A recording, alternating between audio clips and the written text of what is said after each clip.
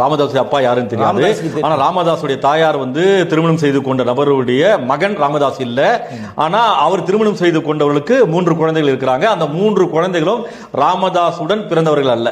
உண்மையான அப்பா இல்லாம ராமதாசுடைய தாயார் திருமணம் செய்து கொண்ட நபருக்கு 3 மனைவிகள். ராஜேஷ்க்கும் லதாவுக்கும் குழந்தை பிறக்குது.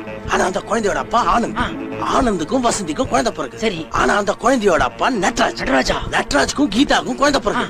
ஆனா அந்த குழந்தையோட அப்பா ராஜேஷ். முதல் மனைவிக்கு குழந்தை கிடையாது. 2வது மனைவிக்கு 3 பெண் குழந்தைங்க. என்னடா கன்னித்தீவு மாதிரி இது முடியவே முடியாதாடா. அப்ப ராமதாசுடைய அப்பா வேற. சஞ்சீவ் ராவ் கவுண்டர் அவர் இவங்க அம்மாவுக்கு புருஷன். இவருக்கு அவங்களுக்கு பிறக்கல. ஒரே கள்ள உறவா இருக்கேடா. ராமதாஸ் அவங்க அம்மா இருளர். சரி, அவங்க வேறொருவோட தொடர்புல இருந்து ஒரு குழந்தை பெற்றாங்க. அதுதான் ராமதாஸ். திருமணம் ஆயிடுச்சா? இல்ல, குழந்தை பிறந்தது. 2வது அத குழந்தை பிறந்த பிறகு கூட்டிட்டு வர்றாரு. யாரு கூட இருக்காங்கன்னு தெரியலையாடா. தலை சுத்துதா, என்னால தாக்க முடியலடா.